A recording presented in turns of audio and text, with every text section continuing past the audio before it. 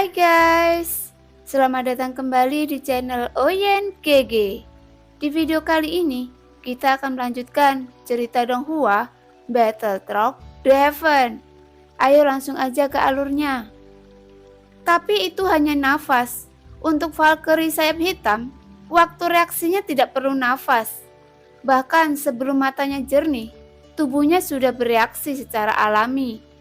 Saat Xiaoyan ingin menghancurkan satu kaki, akan tetapi sayap emas hitam menghalanginya, menyebabkan lautan api keluar. Tetapi semuanya terhalang oleh sayapnya. Dan ketika sayapnya bergetar, Xiaoyan bahkan terpental. Kecepatan reaksinya sangat cepat. Kamu dapat memblokir seranganku meskipun kamu belum pulih. Mata Xiaoyan menunjukkan cahaya dingin. Xiaoyan bergerak, melambaikan 8 penguasa Black Swan, menghindari dan menghalangi. Ini adalah pertama kalinya Xiaoyan menghadapi pertempuran semacam ini. Valkyrie bahkan tidak memberi Xiaoyan kesempatan untuk bernafas, sehingga Xiaoyan bahkan tidak memiliki kesempatan untuk mengembunkan teratai api. Dan dapat dirasakan dengan jelas, bahkan kekuatan Valkyrie sayap hitam juga semakin kuat saat dia bertarung. Tapi serangan Xiaoyan juga tidak berhenti. Dia mengayunkan 8 penguasa Black Swan dengan lengannya dan membanting keras ke arah Valkyrie bersayap hitam. 7 tinju dewa mengejutkan. Di antara hantaman keras penguasa, meskipun tidak ada avatar dari dewa asli, tidak ada berkah dari kekuatan fisik yang kuat. 3 jenis api, kekuatan jiwa, asal ki, 6 keinginan kekuatan, serta lengan dewa yang menggelegar dan guntur hitam. 6 jenis kekuatan yang kuat dicampur pada kepalan tangan Xiaoyan, menggunakan tinju sebagai metode serangan. Dibandingkan dengan menggunakan 8 penguasa Black Swan, kecepatan serangan dan fleksibilitas tubuh langsung ditingkatkan lebih dari 1 tingkat. Duar. Kekuatan di atas tinju Xiaoyan juga sangat ganas. Pertempuran sebelumnya hampir selalu didasarkan pada latar belakang yang membuat sebagai tabrakan. Tetapi Valkyrie bersayap hitam di depannya tidak akan memberinya kesempatan sama sekali. Dan itu mungkin tidak dapat mencapai hasil yang baik. Tetapi Xiaoyan tampaknya merasakan tingkat gaya bertarung yang lebih tinggi. Selama pertempuran dengan sayap Valkyrie bersayap hitam, seperti kata pepatah, jalannya sederhana dan semuanya bersatu, juga dikenal sebagai mengumpulkan bintang menjadi 1 inci. Tahap dewa pertempuran lebih baik dalam pelepasan kekuatan. Maka pertempuran abadi akan menjadi integrasi kekuatan dan biarkan semua kekuatan dikerahkan sebanyak mungkin. Semakin ganas serangan Xiaoyan, semakin ganas Valkyrie bersayap hitam itu. Kecepatan serangan meningkat, bukannya menurun. Duar. Pertarungan antara kedua belah pihak dengan cepat memasuki tahap yang sengit. Tidak ada terlalu banyak gerakan indah dan semuanya terlihat sangat sederhana, tetapi penuh dengan metode serangan yang benar-benar mematikan. Meskipun serangan Xiaoyan sengit, dalam pertempuran terus-menerus, hanya kekuatan fisiknya yang lebih kuat darinya. Tetapi dalam hal reaksi dan kecepatan serangan, Valkyrie bersayap hitam menghancurkan Xiaoyan. Xiaoyan tidak punya pilihan selain mundur lagi dan lagi, sampai dia mundur beberapa ratus kaki. Tiba-tiba sosok Valkyrie bersayap hitam berhenti tiba-tiba. Bukannya terus mengejar Xiaoyan, dia malah mundur. Kembali ke tanah lagi, sayap membungkus seluruh tubuh, seolah-olah tidak terjadi apa-apa.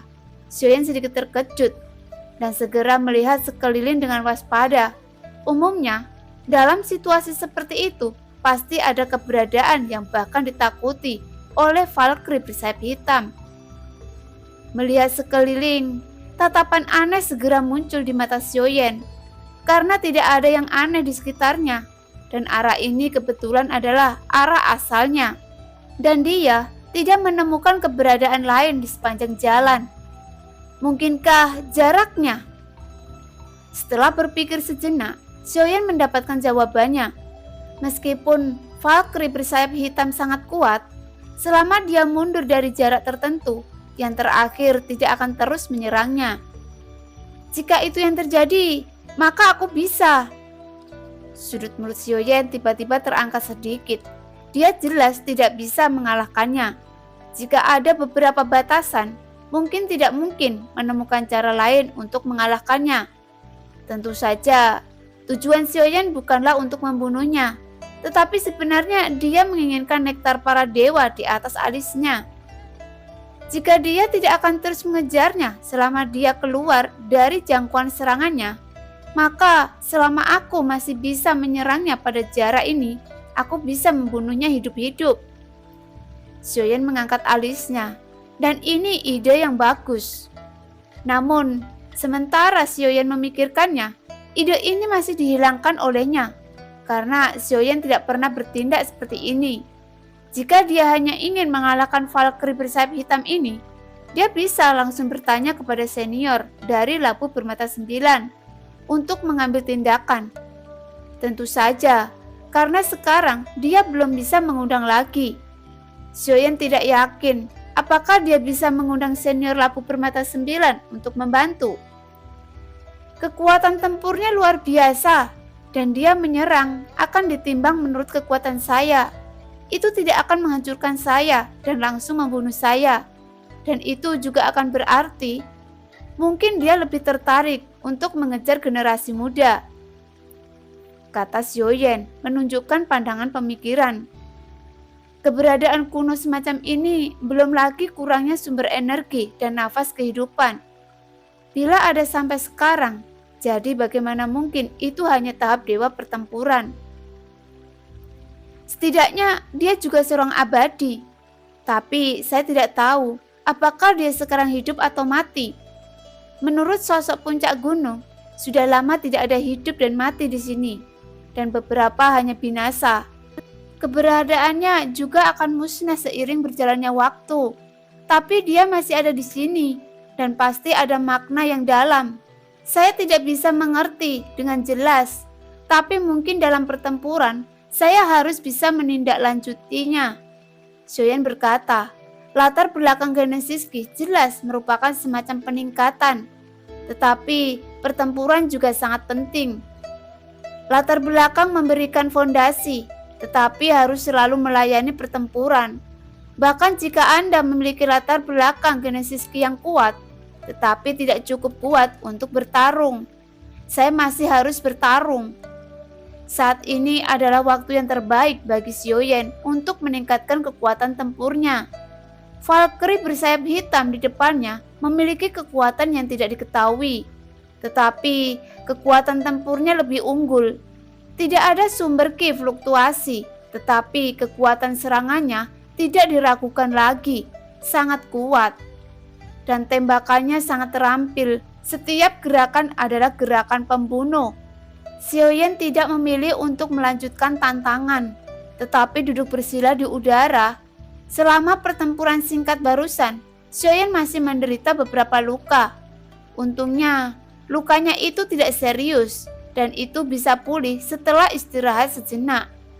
Saat ini, Xiaoyan benar-benar dapat menggunakan avatar pemakan jiwa. Tetapi saat ini, Xiaoyan tidak berniat menggunakan avatar pemakan jiwa untuk menghadapi Valkyrie bersayap hitam. Selanjutnya, lebih baik tidak menggunakan avatar pemakan jiwa. Lagi pula, tidak peduli apakah itu avatar dewa asli atau avatar pemakan jiwa, kekuatan tempur benar-benar lebih kuat dari dewa. Jadi, Xiaoyan harus lebih memperhatikan promosi dewa agar berhasil.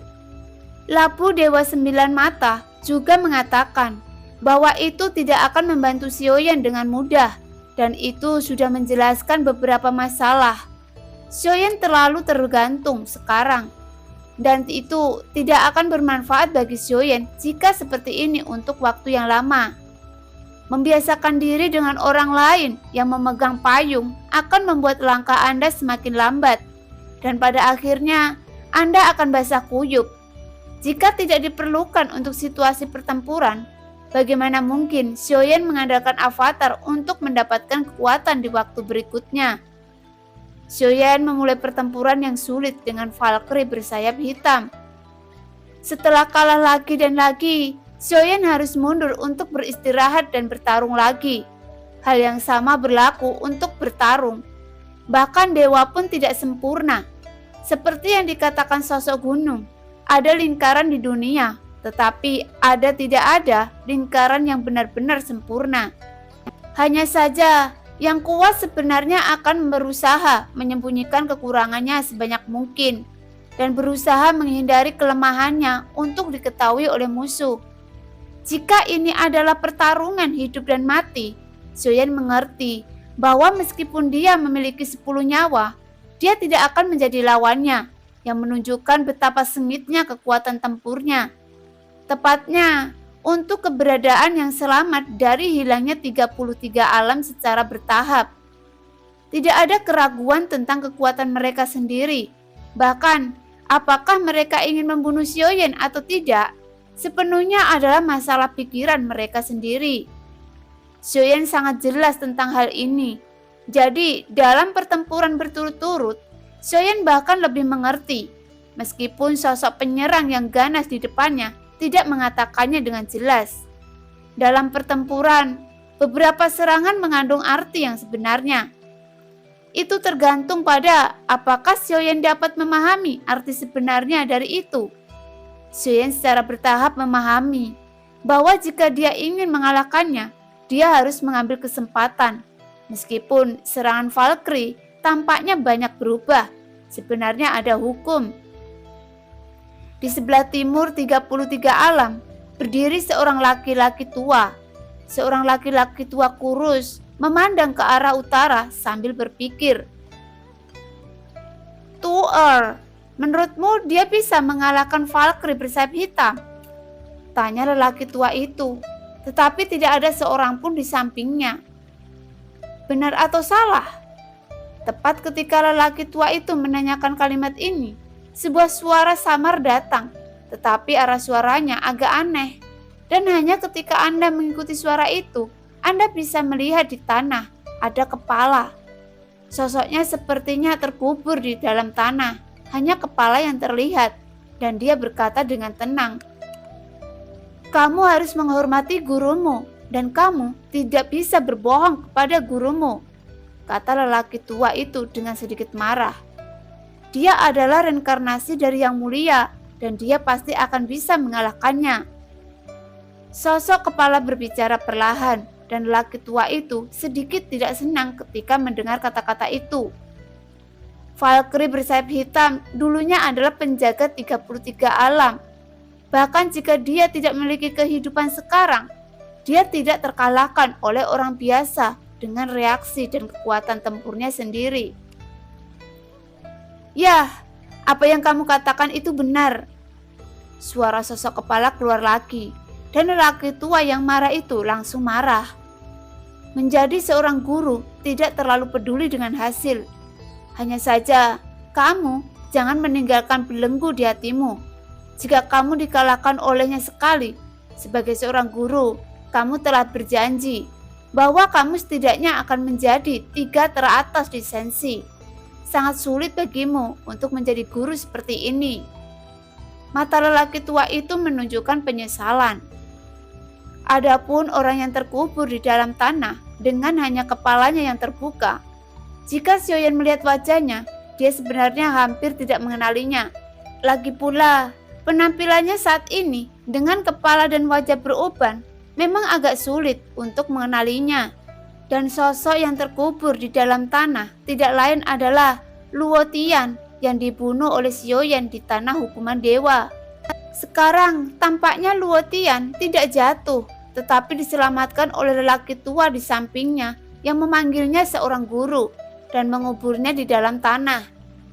"Aku tidak memiliki belenggu di hatiku," kata Luo Tian setelah jeda.